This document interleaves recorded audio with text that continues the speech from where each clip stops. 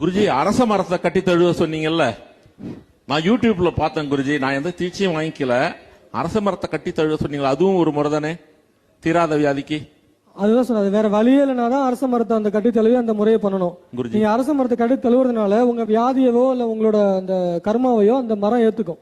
இந்த மரம் பட்டு போயிடும். குருஜி இது எப்ப பண்ணணும் அப்படின்னா எல்லா நேரத்துக்கும் பண்ணக்கூடாது.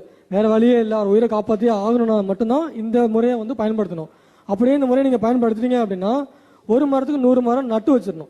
திரும்ப அரச மர செடி வாங்கி நர்சரியில வாங்கி அரச மரத்தை நட்டு வச்சிடணும். ஏன்னா நீங்க அந்த ஒரு மரத்தை உங்களால பட்டு போச்சு இல்லையா, அதை வந்து நீங்க அதுக்கு பரிகாரமா இங்க அந்த 100 மரத்தை நட்டு வச்சிடணும். இது தவிர குருஜி தீராத வியாதிங்கும் போது நான் கிராம நிர்வாக அலுவலராக பணிபுரிந்து வரேன்.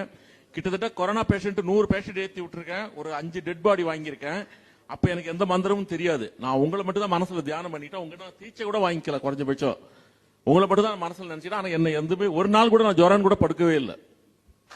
அசைக்க முடியாத நம்பிக்கை வச்சிருந்தேன் குருஜி உங்க மேல. ஆனா பயம், ஜிப்மர் போய் டெட் பாடி வாங்குறேன். 5 நாள் டெட் பாடி மார்ச்சுவரில் இருக்கு.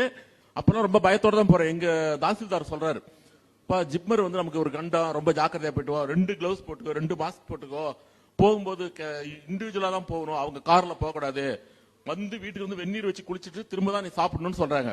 ரொம்ப பயம்னா பயம், அவ்வளவு பயம், செத்துருவோமோன்ட்டு.